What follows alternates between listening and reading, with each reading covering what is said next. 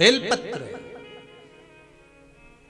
चढ़ाने का भी एक तरीका होता है, समझ में आता है? सीधा बेलपत्र और उल्टा बेलपत्र समझ लेना, बहुत अच्छे से समझिएगा। शिव जी के सम्मुख में शंकर भगवान के शिवलिंग पर जब बेलपत्र चढ़ता है तो बेलपत्र का जो सीधा भाग होता है वो शिव जी के शिवलिंग पर होना चाहिए, उल्टा भाग ऊपर होना चाहिए। बहुत ध्यान से समझना हो।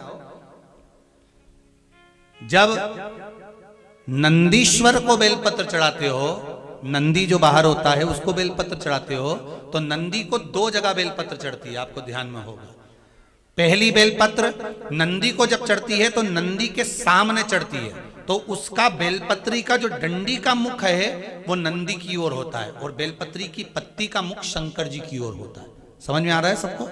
डंडी का मुख, जैसे नंदी ऐसे बैठा है तो डंडी का मुख नंदी की ओर होगा, पत्ती का मुख शिव के, और ये सीधी की सीधी नंदी के सामने नीचे रखा जाती है, नंदी के सामने। और एक बेलपत्र जब नंदी के ऊपर चढ़ती है तो डंडी का मुख शिव जी के ऊपर होता है और इस पत्ती का मुख नंदी के सिर पर नंदी की ओर होता है। ये दोनों में बहुत अंतर है महाराज। जैसे कोई बच्चा कोई कंपटीशन एग्जाम के लिए जा रहा हो या कोई परीक्षा देने के लिए जा रहा हो और पढ़ाई करे, स्मरण करे, तैयारी करे, वो अपनी जगह पर है। और ऐसा नहीं होता कि बच्चे पढ़ते नहीं है या तैयारी नहीं करते हैं। इसके बाद भी अगर उनका इंटरव्यू में पास नहीं होते या एग्जाम में पास नहीं होते तो उसके लिए ये दोनों बेलपत्री बड़ी काम करती है। बहुत ध्यान देना, जो नंदी के सामने बेलपत्र रखकर जाना, शिव जी के सम्मुख में बेलपत्र रखकर जाना, मतलब नंदी के सम्मुख में जब रखाएगी तो डंडी जम के बोली है कहाँ होना चाहिए? नंदी की ओर, और जब ऊपर रखाएगी तो डंडी शिव की ओर हो। ये दो बेलपत्र रखकर शिव जी का स्मरण कर कर जाएं, कार्य सफलता की ओर बढ़ता है। कोई काम के लिए आप जा रहे हैं तो उसमें सफलता मिल जाती है, उसमें सफलता प्राप्त हो। शिव जी को बेलपत्र चढ़ा रहे हो, जो चिकना भाग है, सीधा भाग शिव जी के ऊपर,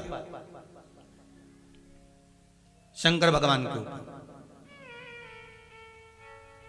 थाली में अगर शिवलिंग का निर्माण कर रहे हो, पार्थिव शिवलिंग का निर्माण कर रहे हो, तो थाली में जब बेलपत्र रखोगे तो सीधी रखोगे, फिर उसके ऊपर शिवलिंग का निर्माण करो। अगर आप निर्माण करते हैं पार्थिव शिवलिंग का और बनाते हैं बेलपत्र का नीचे, महाराज शंभु शरणे पड़ी मांगू घड़ी रे घड़ी, दुख काटो दया करी ने दर्शन। महाराज शिव महापुराण की कथा कर रही है। विदवल उरुतपल को बाता कुंदुक का प्रहार कर कर माता पार्वती जी ने कुंदुक प्रहार कर कर उनका संहार कर दिया। शिव जी का नाम कुंदकेश्वर महादेव पड़ गया। कुंदकेश्वर महादेव को सबसे ज्यादा कोई चीज चढ़ती है तो सफेद पुष्प चढ़ता है। कौन सा पुष्प चढ़ता है? जम के बोलिए जरा। सफेद पुष्प।